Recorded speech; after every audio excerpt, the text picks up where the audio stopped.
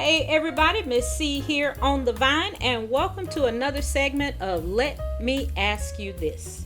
I asked the question, how do I know he or she is the one, last Sunday, March the 9th, and asked you to post comments about the question, because one of my subscribers wanted to have a discussion on this question. I said I would come back on Friday, March the 14th, which is today, with my comments. Well now, here we are. These days are just running by, so let's get right down to it. My first question to you along these lines is, what do you mean by the one? Do you mean the perfect person for you? And if so, this means that you make the assumption that you are not going to grow anymore, because where you are when you meet this person is probably not where you intend on staying for the rest of your life. So if this person is perfect for you right now, doesn't mean that they will be perfect for you when you begin to grow. And heaven forbid if you start to grow and the other person doesn't. Now what you gonna do then? They are headed in one direction and you headed in another. So my question to you is, do you just drop them like it's hot? Like right now? Or do you try to work to get back on track with each other? This is why I say there is no the one. It is a myth. It is a misconception. You find someone that has the framework of a person of honor, a person of character, a person of respect and responsibility. And with that, you try to grow together with that person. Well, looky. I know that is not what y'all were expecting. Y'all thought I had a 10-point plan to find the one. Well, I'm sorry. That doesn't really exist at the pickup window where you can just go get it. You have to make it. So you ask, how do I do that? Well, I'm glad you asked. First off, you can try to get the answers to these questions early in the connection. Now notice that I said connection and not relationship, because at this point in the relationship, it's not been established. At this point, a relationship has not been established. So let's hope that you are not one of those people who are all ready to be married on the first encounter or the first date. Now, if you are that person, this is a red flag of concern for you and should be for the other person too. But anyway, these are the questions you should try to get answers to early on, because there are some who will not tell you this information even if you ask them outright, word for word. So don't just depend on what they tell you. You have to become a little Matlock the investigator if you want to really know what you are dealing with, so you don't find yourself with one of these muffins. So you say, what the hell is a muffin? Well, a muffin is the most unfit freaking fraud idiots nature spit out. Now y'all can substitute one of them F words for something else if you want to. But I'm not going to say that on here. Now let's get down to business here. Number one, do they communicate well, or is everything off limits for conversation? Do they like talking to you about their interest and telling you about themselves? And do they like listening to you talk about yourself and your interest? Or are they keeping secrets? If there are secrets that you just keep finding and they're like, oh, I thought I told you about that, you might need to move around or just run and deal with them from afar until you get a clearer picture of what you are actually dealing with. Or just get ghost and get the hell out of there. This is a huge red flag. Because if there is one, there is probably other secrets that you just haven't stumbled across yet. Number two, are they known for cheating or being dishonest? And if they have displayed this kind of behavior to you at this point in the connection, that is a super red flag. Now, hold on, wait a minute now. I got a message. Okay, I see you. Oh, so y'all wondering who is this strange lady trying to tell me something about how to pick a man or how to pick a woman? What does she know? Well, let me answer that for you, just in case you're wondering.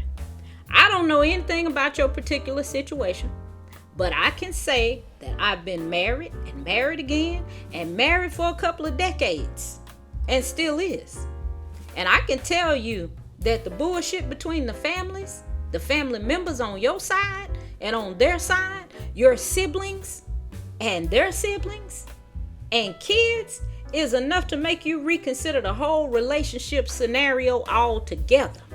So you better be prepared, ready, and armed with some knowledge and definitely some wisdom before you travel down this trail.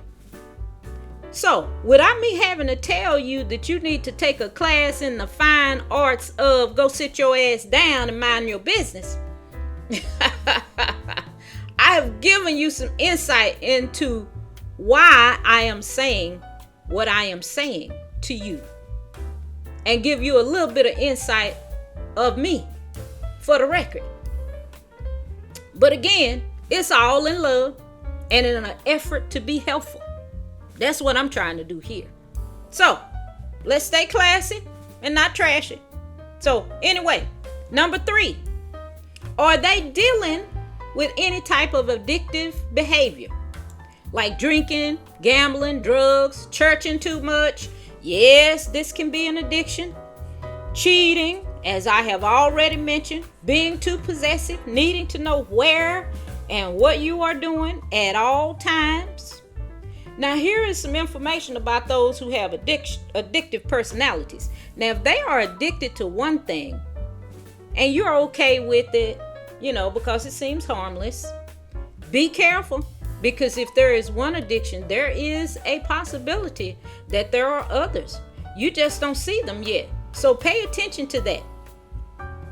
Now let's move on. Number 4, are they isolated? Do they have any friends? Do they have any family? Any co-workers that can vouch for them? In other words, is there anybody that can tell you what they are like or how they were with their exes? But in this instance, you want to have more than one ex if possible to compare. This is important, especially if you are a social butterfly and you like being with other people, going to gatherings, going out and stuff like that. But they, on the other hand, are a hermit. They don't have any friends. They don't socialize with family or other people. They don't like interacting with other people. But as soon as you make plans to do something with your friends or your family, they asking, what time we leaving? They ready to get with your plans, but they don't never make any plans. Okay, number 5. Is there any incidents of violence or abuse with anyone? How do they treat their mother and father? Do they talk shit to their parents like they talking to some trick on the street? If this is happening right in front of you, this is a super red flag. No respect for mom and dad equals no respect for you. It may take you a while to see it, but it's there. In this situation, it is best to just walk away than to disrespect your parents, because you may have kids of your own someday, and karma is a bitch. My opinion, but I'm gonna move on. Moving on. Are they hot-headed or have bouts of being out of control? This is definitely a red flag.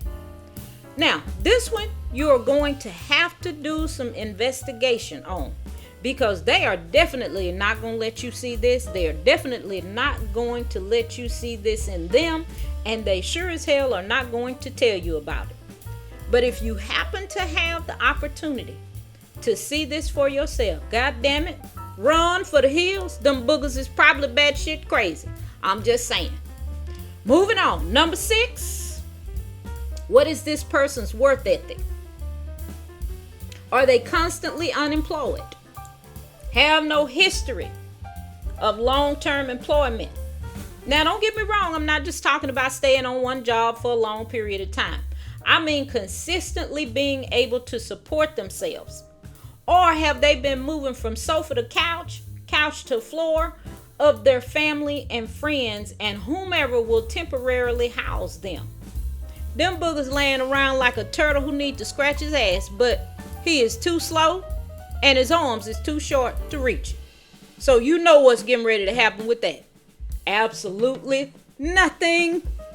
There's usually associated with these kind of folk some type of behavioral issue here, or some type of addiction here, or something like that. I'm just saying.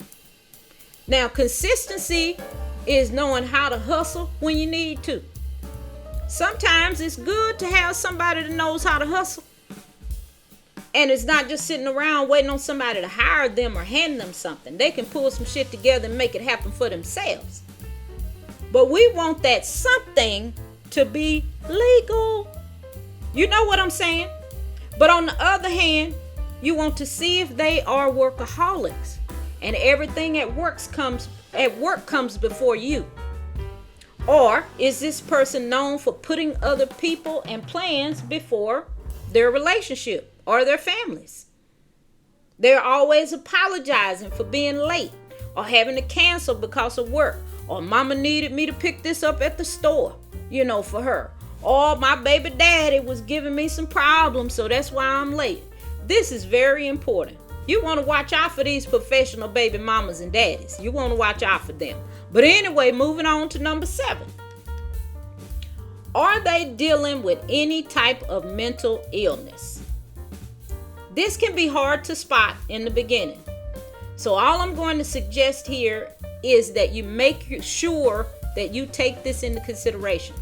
This is why I mentioned in number 4, whether they have people around them who can vouch for them, that can give you some insight into their past or into their current behaviors. You got to open that trick bag and see what's inside, because you sure don't want anybody that is circus ready coming into your life looking to build something with you, because you know that's going to be tore up from the floor up. You don't know what them boogers may do. One day they find, and the next day they talking about they done found Jesus sandals, and I'm gonna walk it out. And you like, well, where? Where are you going? And they say, wherever the sandals lead me. Now, I'm gonna leave that alone, but I also want to mention we got 2 different types of crazy. We got the psychosis crazy, meaning you have lost contact with any kind of reality. And then you have mental health crazy, which is really not crazy. You have a chemical or a psychological imbalance in your brain. That's mental illness. Now, I have to say that mental illness is a serious situation and attention and care is needed. But if you are not wanting to be that help and work with this person in this and through this, you might want to reconsider and move on down the yellow brick road to somewhere else, because that's going to be some work. Now, the last thing I'm going to leave you with is this. Number 8. Have they recently gone through a major life situation, like a huge shift in their income or a drastic change in their career? Did they just make a big move from a different city, a different state, or maybe another country? Did they just recover from a major life-changing illness? Or maybe have they recently been diagnosed with an illness? Or have they recently had to deal with the death of a family member or a close friend? Or a breakup? Or a nasty divorce? Now, all of these things can alter a person's, quote, normal behavior, how they normally act when they've not had to deal with these types of situations. Now, if you are not careful in these situations, you may get caught in the middle of a person going through the 5 stages of grief. Now, if you don't know what those are, let me tell you. Denial, anger, negotiation, depression, and then acceptance. Now, they don't always go in the same order, but the last one is always acceptance. I'm accepting, what has just happened. Now, if you find yourself in any of these stages of a person's grief, other than acceptance, this may be a serious red flag. This is kind of like being the rebound man or the rebound woman. They are with you until they get their footing back under them and get their groove back. And then they off to greener pastures, which don't include you. Now, I don't want you getting caught up in that. So, to everybody listening, there's no magic bullet to finding the right one or the one. It is a work in progress. And you have to work to build a relationship from a connection you made with someone, whomever it may be. And in thinking about this, I think some of you may be calling a connection a relationship far too soon. And this could be part of the problem. You are moving way too fast. That's just my perspective. I'm not declaring and decreeing that what I am saying is 100% correct and that it's for everybody. But if it is for you, what I will say and what I will suggest is that you take the pieces that you can use and work with it and build something that is right for you and the person you have chosen to be with. Just like there is no book to tell you how to raise children, because they are all different, just like we are all different. There is no book to tell you how to find the right man or the right woman, because it is all contingent upon where you are, the person seeking a connection, and where the person you connect with is when you find them and connect with them. Are you raggedy while looking? And are they raggedy when you find them? This is what matters most. So I hope this has been helpful to you. No. Hold on. I'm going to reword that. Let me just stop myself right there. Let me rephrase. I'm going to go out on a limb here and just say, I know this has been helpful to someone out there. Even if you don't find it helpful today, March the 14th, 2025. But when you find it, it will be right on time for the time that you need it in. So thanks for watching. Have a great and enlightened day. And until next time, I will see you then.